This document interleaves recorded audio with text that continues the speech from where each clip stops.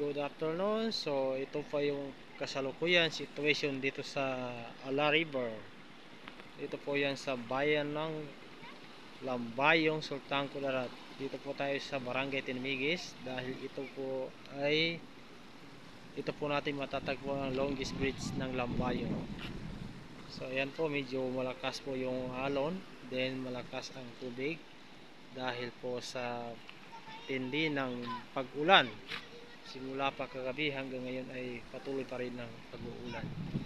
So kung makikita nyo guys, ito po ay galing po yan ng Takurong at saka Isulan. So yung dalawang ala na makikita nyo doon ay dito ay isa na lang yung daanan niya.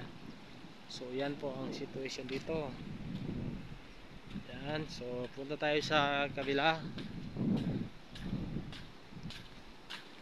So ayan, napakalakas. So ito yan ay papunta na doon sa Barangay Caridad and Tindiaman ng sakop pa rin ng bayan ng Lambayong, Sultan. So yan po yung mga update dito sa aming lugar.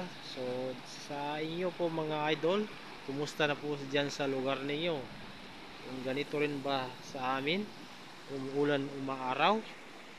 So yan lang po ang aming share sa video clips na ito. At least makita niyo ang situation sa aming barangay.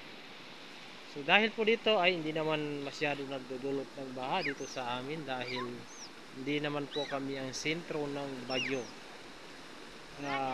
Ulan lang po yung lagi pong nararanasan dito na hindi naman masyado kalakasan. So ayan po ang update dito. So thank you for watching.